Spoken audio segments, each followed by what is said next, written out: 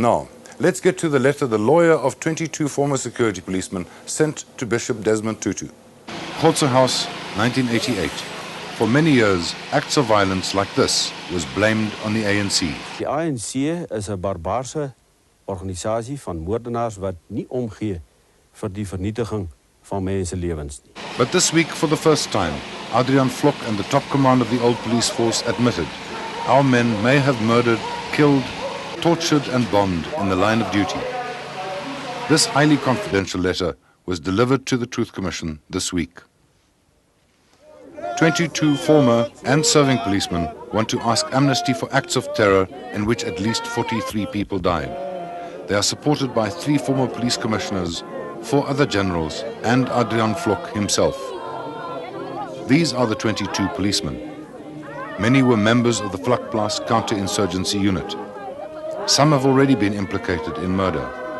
Others, like Brigadier Val de Toy and Major Martinez Ras, were convicted of murder and sentenced to long-term jail sentences this week. The men's ranks range from ordinary policemen to colonels and brigadiers. They are supported by former police commissioners Johan Khotso, Johan van der Merwe and Mike Geldenhuys. 2 of the other generals, Krappies Engelbrecht and Johan Leroux, have already been implicated in some of the charges against Eugene de Kock.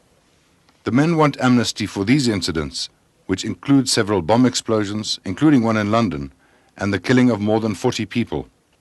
According to this list, at least 3 policemen were killed by their own comrades. A whole list of other explosions are also mentioned. Khotso House, Joubert Park, J.G. Strydom Hospital, a community centre in Cape Town, and 2 power stations. What is now emerging is that many acts of terror attributed to the ANC during the 80s were in fact committed by the South African police. A few years ago, it was still unthinkable that the force could have been involved in this. When former Vlakplaas Commander Dirk Coetzee spoke in November 1989, they said he was mad. But then came the Eugene de Kock case, and an orgy of death and destruction committed by him and his men unfolded in public.